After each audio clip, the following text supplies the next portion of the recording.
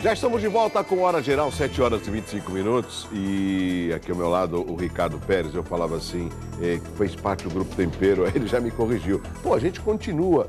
Sabe por quê, Ricardo? Bom dia, antes de mais nada, meu amigo. Bom te ver. É porque a gente curtia tanto o Tempero, na época da Serra do Mar, tocava tanto o Grupo Tempero, só que vocês não estão gravando, mas continuam se apresentando e estão unidos, é isso, né? Sim, graças a Deus o grupo tem 35 anos de história e o grupo continua se apresentando. Fizemos shows há um mês atrás no Vasco, show na Fantástica e vários locais da região. O que a gente não tem atualmente é gravado, né, Douglas? Porque você sabe que o mercado fonográfico com o problema da pirataria praticamente hoje não existe. Num mercado de samba que você teria público consumidor para 70, 80, 100 artistas estourados, você tem 2, 3. Hoje o artista ele é obrigado a arrumar um empresário que banque o disco dele, porque praticamente as gravadoras inexistem, né? Aquela gravadora que investia, que te vestia. Tinha um divulgador. Que esperava 10 anos, você trabalhava 10 anos para ter resultado, que tinha o divulgador. A figura do divulgador já acabou faz mais de 7, 8 anos. Você lembra do Paulinho Goiano? Lógico, claro. Que era da Sony, né? Isso. Inclusive a ex-esposa dele faleceu há pouco tempo, a Tereza, meu amigo Paulinho. Então a gente lembra de uma época boa. E se me desculpa, não é saudosismo, Ricardo. É uma época que se faz falta. Falta da divulgação de uma música, de boa música, que eu não quero criticar ritmo A ou B, mas naquela época, e não é tão longe, década de 90, década de 80, a gente tinha composições belíssimas, músicas bonitas. Hoje é bem pouco, principalmente a juventude, eu acho que ela não tem muita, opção musical que marque uma época. Talvez, Douglas, exista música de qualidade ainda. É que não existe. Ela vem misturada com um monte de lixo que a gente vê por aí, entendeu? E o excesso de informação nem sempre traz a qualidade na informação, né? A mesma coisa é na música. Você tem muita música e no meio disso vem muita porcaria.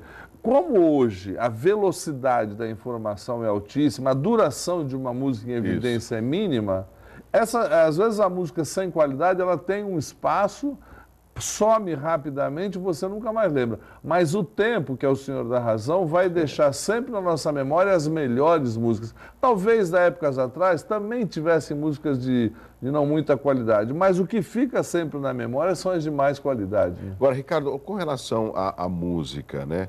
A gente sabe que aqui na nossa região, especificamente em Santos, sempre surgiram grandes compositores, grandes intérpretes, e eles acabaram até saindo daqui, indo para a capital ou até outros estados.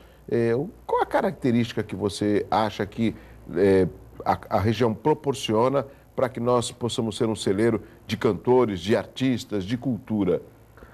Eu sou meio suspeito para falar, porque eu acho que Santos é uma cidade mágica, né? Não sei se porque é a nossa cidade, né? Mas isso é um fenômeno que acontece não só na música, como no futebol também, né? Nós somos uma cidade pequena, teoricamente pequena, mas temos um clube de dimensões internacionais na música, no teatro, em outras artes também.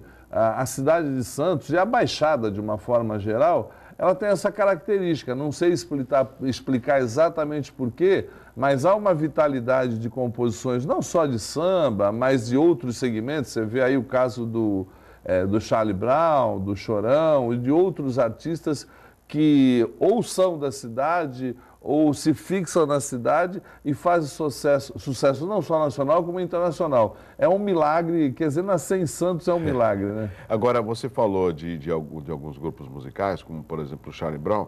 A gente não pode esquecer também que nós sempre promovemos a cultura, seja no teatro, seja no cinema, e o que é importante é que nós temos uma característica, a cidade é uma cidade histórica. Você falou que de fato não é uma grande cidade, mas é a principal da região metropolitana. O que você acha que falta para a nossa cidade? O que você acha que poderia melhorar a nossa cidade? A gente pode discutir a questão de mobilidade, mas essa é uma discussão longa. Você acha que poderia agregar que falta na nossa cidade, você como um morador da cidade de Santos? Douglas, se nós formos comparar Santos com outras cidades, como você falou, Santos não é uma cidade grande, mas é uma grande cidade, né? Porque ela é marcada desde a história da nossa independência, pelos irmãos Andradas, enfim, ficaríamos aqui o dia inteiro comentando isso. Eu acho que culturalmente Santos é uma cidade muito desenvolvida. Culturalmente, o público de Santos, o povo de Santos, ele tem acesso à cultura. Isso é uma área que eu acho que os prefeitos e as prefeituras, os governos nunca negligenciaram. Claro que você sempre pode fazer mais, né? Mas se você acompanhar, se você se informar, por exemplo, hoje nós temos o Raul Cristiano, uma pessoa de altíssima estirpe cultural, norteando a Secretaria de Cultura de Santos, e lá você tem várias escolas gratuitas, escolas musicais, escolas de dança, escolas de arte. É mais uma. Talvez um pouco que falte seja a informação para que faça com que a população participe mais. Eu ainda agora estava aqui fora, eu trabalho na Secretaria de Esportes, estava comentando que eu sou professor de Educação Física e que eu dou aula num parque municipal aqui de Santos, que é o M. Nascimento. Inclusive, um abraço ao pessoal do M. Nascimento, que estão sempre te assistindo lá, a nossa querida Rose, que administra o parque. E uma funcionária aqui da TV estava comentando, poxa, eu tenho maior vontade de fazer aula lá, mas não tem vaga. Tem vaga, sim. É que as pessoas, talvez o que falta seja isso. Mas culturalmente, Santos é uma cidade bastante desenvolvida. Eu acho que o nosso carnaval tem crescido demais. Infelizmente, tivemos esse incidente ano passado, mas eu acho que de alguma forma a gente vai superar isso. Sim, para o próximo ano. E existem planos de crescimento do Carnaval de Santos, e eu acho que o Carnaval é uma válvula propulsora da cultura da região, é uma característica da nossa região, e a própria escola de samba é um celeiro de novos artistas. Eu, por exemplo, eu sou oriundo de escola de samba, eu aprendi a compor dentro de escola de samba, eu aprendi a cantar, a tocar dentro de escola de samba. Então, eu acho que não só como eu, como outros artistas, continuam nascendo todo dia nas quadras e nos espaços culturais da nossa cidade. Agora, Ricardo, você falou de um aspecto importante que é o carnaval. E muitas vezes a população critica que as escolas ficam sempre na dependência da subvenção da prefeitura para tentar colocar o seu desfile para poder se apresentar à escola de samba. E também muito se discutiu com relação aos barracões, a uma cidade do samba, que poderia ser até ali no Sambódromo, no Castelão, né? Na Zona Noroeste, ou melhor. O que prosperou nesse sentido, você que é ligado ao mundo do samba? Houve alguma discussão? Você chegou a conversar com o Raul Cristiano? Houve uma evolução para que não só a parte estrutural, mas para que as escolas tivessem condição de serem mais competitivas, por exemplo? A prefeitura acabou de inaugurar há pouco tempo um centro cultural lá na Zona Noroeste do Sambódromo, está se terminando o Museu do Samba, mas o que você falou é uma grande verdade. Infelizmente, as nossas escolas de samba, de tempos para cá, fazem da verba a sua receita principal, né? Antigamente, isso há 20, 30 anos atrás, a verba era apenas um detalhe no todo do desfile de uma escola de samba, né? Hoje as escolas se tornaram reféns dessa verba e trabalham de acordo com o que vem de verba da prefeitura, o que eu acho um grande erro. Eu acho que a escola tem que ter as atividades sociais, as atividades que gerem receita para elas se engrandecerem. Através do engrandecimento do desfile, aí você sim exigir mais verba. Porque o carnaval, ele além de ser um espaço cultural, além de ser um espaço social, ele é um instrumento de turismo da nossa cidade. E se você não pode pedir muito se você dá pouco. Para você querer nível, você tem que oferecer nível. Entendeu? Então, existe as escolas ainda estão nessa dúvida, pedem muito, às vezes oferecem pouco. Eu acho que o espetáculo cresceu demais, nessa volta do carnaval as escolas cresceram bastante, a coisa está muito bonita, está valendo a pena assistir os ensaios, os desfiles da escola de samba, mas eu acho que as escolas também têm que oferecer mais para poder requerer mais do poder público. Você vê, como eu não sou tão velho assim, mas nós chegamos a montar uma ala do pessoal do teatro na União Imperial. Sim, isso na década de 80. Né? E nós pagávamos a fantasia, tinham os ensaios, eram cobrados ingressos, numa época que era o segundo maior carnaval do Brasil, perdia só para o Rio de Janeiro, por exemplo.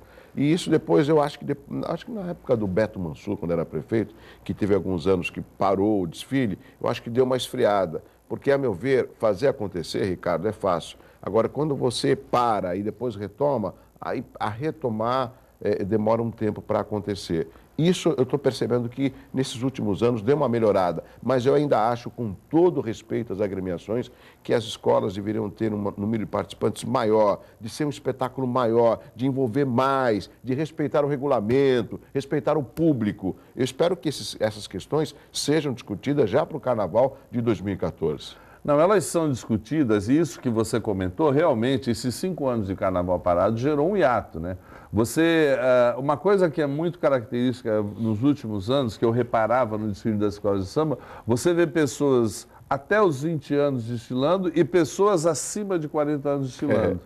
Porque criou esse ato. Talvez uma geração aí ficou meio perdida e não participou, não se integrou, não veio a fazer parte do desfile das escolas de samba por essa parada do carnaval. Então, o que acontece? Aos poucos isso está diminuindo, nos últimos anos isso já diminui bastante, criou-se uma geração também que começou a desfilar em São Paulo, no Rio de Janeiro, e essas pessoas, à medida que o desfile tem crescido aqui, tem voltado para o desfile de Santos, que é a parte mais bonita da população, né? Dos 20 aos 40 anos. Essa ala que você falou do teatro, bem como a ala do Paulinho, alas enormes que existiram dentro da União Imperial, hoje você ainda tem dificuldade de ter alas tão participativas. E a escola de samba tem que ser isso que você falou. A escola de samba ela tem que ser um point de encontro, o ensaio da escola tem que ser um local de encontro de gente jovem, gente bonita, porque do excesso de pessoas na quadra gera participação, da quantidade você tira a qualidade, né? E essa movimentação é que faz o crescimento do carnaval. E eu posso lembrar algumas das pessoas dessa ala, meu amigo Ricardo Pérez. Tinha os irmãos Durante, o Luiz e o André. Sim. O Paulo Maurício. O palmeirense. É verdade. O Edivaldo Francisco Pereira, o Paulo Maurício, a Yara Nascimento. Era um grupo de pessoas que eu tenho, assim, uma lembrança muito agradável dessa época do Carnaval. Mas tem perguntas também, Ricardo, no 3041-6777. O Fábio Barros, como eu consigo o DVD dos 25 anos do Grupo Tempero?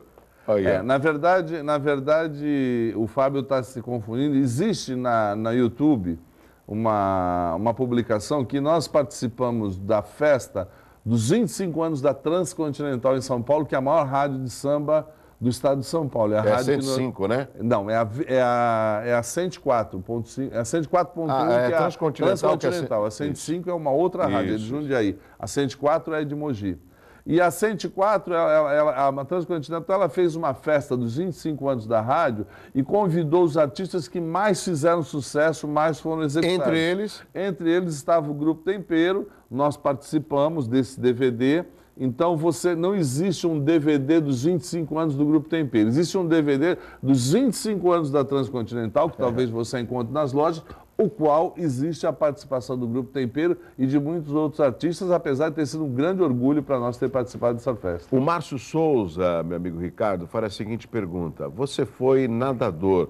Como você analisa esse esporte na Baixada Santista hoje? Na verdade, hoje a natação, ela se limitou basicamente ao Santa Cecília e ao Internacional. Na época que eu nadava, nós tínhamos vários clubes da Baixada que tinham equipes fortíssimas. Tinha o Inter, tinha o Saldanha, tinha o Vasco, tinha o Santa Cecília, tinha o Tumiaru em São Vicente, até o Atlético Santista tinha equipe, tinha o Regata Santista. Então, o que acontece? A disputa era maravilhosa. Um campeonato santista de natação era uma coisa fortíssima. Parava a cidade. Hoje, basicamente, a partir do profissionalismo, a gente se limita ao Santa Cecília e ao Internacional, mas o Internacional já não tem equipes de ponta, é mais equipes de base, mas, infelizmente, hoje apenas o Santa Cecília continua investindo em natação e de forma profissional. É lamentável para a nossa cidade, que já surgiram aqui grandes nadadores, até recordistas mundiais, como o Manuel dos Santos. Ricardo, você continua com a gente, um rápido intervalo comercial. A gente continua conversando com o Ricardo Pérez, falando de música, falando do Santos. Inclusive do Santos, ontem eu li uma manchete do Jornal Tribuna que me deixou preocupado. O presidente em exercício, Odílio Rodrigues, disse que tem uma dívida enorme dentro do Santos. E os jogadores que foram vendidos? Esse dinheiro não entra para o clube? Será que essa situação já se arrasta há vários anos? E de repente o Alaor, né? O Laor, né? O Luiz Álvaro não tornava público e agora, com seu afastamento, o Odílio tomou essa coragem de divulgar? Bom, esse é um tema que o Ricardo Pérez vai responder depois do intervalo aqui no Hora Geral. E se você quiser, é um prazer continuar ligando aqui no Hora Geral. 3041-6777. Eu volto já com Hora Geral.